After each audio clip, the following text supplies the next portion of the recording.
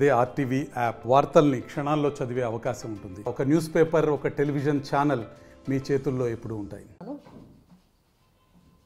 గొప్ప నాయకుడు ఆయన. మన దేశ స్వాతంత్రం కోసం పోరాటమే కాకుండా తరతరాలుగా ఒక మంచి నాయకత్వాన్ని మనకు అందించి వెళ్ళడం జరిగింది. వారి కుమార్తె శ్రీమతి ఇందిరాగాంధీ గారు గురించి మనందరికీ తెలిసిందే.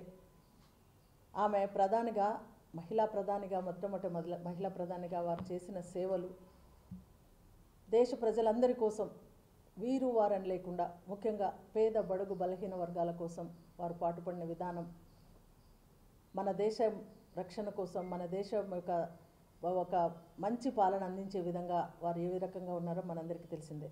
వారి తర్వాత వారి కుమారుడు రాజీవ్ గాంధీ గారు, తర్వాత వారి వారసత్వం ఇప్పుడు ఒక మంచి నాయకుడుగా పార్లమెంట్లో ఒక రాహుల్ గాంధీ గారు, ఈ రకంగా నెహ్రూ గారు మన దేశానికి గొప్ప బహుమానాలుగా వాళ్ళని అందించడం జరిగింది.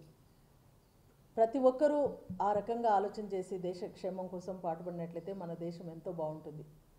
ఇప్పుడు మన పరిస్థితులు చూస్తూ ఉన్నాం. ఇప్పుడు అసెంబ్లీ సమావేశాలు జరుగుతూ ఉన్నాయి. మన రాష్ట్రంలో గత 5 సంవత్సరాలు అధికారం కట్టబెట్టి గతంలో వైఎస్ఆర్ రాజశేఖర రెడ్డి గారు కాంగ్రెస్ పార్టీ ద్వారా ఏ రకంగా సేవలు అందించినారో ఆ రకంగా వారి కుమారుడు జగన్మోహన్ రెడ్డి గారు అందిస్తారనే ఉద్దేశంతో ప్రజలు కట్టబెట్టినప్పుడు ఏమి జరిగింది అనేది అందరికీ తెలుసు. సరే, ప్రజలు నిరాశ చెందినారు. తర్వాత ఆల్టర్నేటివ్ ఇంకొకరికి ఆ యొక్క ప్రభుత్వాన్ని ఏర్పాటు చేసుకునే అవకాశం కల్పించడం జరిగింది. ప్రజెంట్ ఉన్న ప్రభుత్వాలు సక్రమంగా పనిచేయాలంటే గట్టి అపోజిషన్ వర్గం అనేది ఉండాలి. అపోజిషన్ వర్గం అనేది ఉన్నప్పుడే ఆ ప్రభుత్వం సరిగ్గా పనిచేయగలుగుతుంది.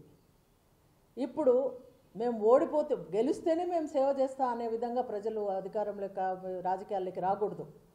గెలిచినా ఓడినా ఏదైనా ప్రజాసేవే మా ధ్యేయం అనే విధంగా రావాలా. ఇప్పుడు వైసీపీ వాళ్ళు ఎవరు ఆ అసెంబ్లీ సమావేశాలకు అటెండ్ కావడం లేదు. మరి ఇప్పుడున్న ప్రభుత్వం చేసే విధానాలు కానీ రావాల్సినవి కానీ ఎవరు అడగగలుగుతారు? ఎప్పుడైతే అపోజిషన్ వర్గం అక్కడ ఉండి క్వశ్చన్ చేయగలుగుతో వారు సరైన మార్గంలో ఉంటారు. మొన్నటికి సరే జగన్ ప్రభుత్వము మాకు సరిగ్గా లేదని ప్రజలు ఇచ్చిన తీర్పు బట్టి వీరు అధికారం చేపట్టినారు. కూటమి ప్రభుత్వం సూపర్ 6 పథకాలను పెట్టినారు. అవి అందుబాటులోకి రావడం లేదు. మేము కాంగ్రెస్ పార్టీ మాకు ఆ ప్రత్యేక హోదా ప్రతిపక్ష హోదా లేకపోయినా కూడా మేము ప్రజల కోసం మేము అడుగుతూనే ఉన్నాం. మన పిసిసి అధ్యక్షురాలు ప్రతిదానికి పోరాడుతూనే ఉన్నారు. ప్రతి ఒక్కటి క్వశ్చన్ చేస్తూనే ఉన్నారు. సూపర్ 6 పథకాలలో ఏం అమలు చేసినారు? ఒక పెన్షన్ పథకము మొన్నటి వరకు మన గ్యాస్ ఇచ్చినారు, కానీ తర్వాత మహిళలకు ఉచిత బస్సు సౌకర్యం ఇచ్చినారా? తర్వాత యువతకు ఏం రావాల్సినది ఏమన్నా ఇచ్చినారా? లేకుంటే అమ్మఒడి అంటారు, ప్రతి ఆడపిల్లకి ఇంత డబ్బులు అన్నారా? ఏమన్నా ఇచ్చినారా? ఇవన్నీ అడుగుతూనే ఉన్నాం. అసలు ఇప్పుడు ఏర్పరిచిన బడ్జెట్లో దేనికి ఎంత కేటాయించినారు? దీని అవసరం ఎంత? దీనికి ఎందుకు కేటాయించినారు? దీన్ని ఎందుకు కేటాయించలేదని అడిగే వాళ్ళు ఎవరు అసెంబ్లీలో?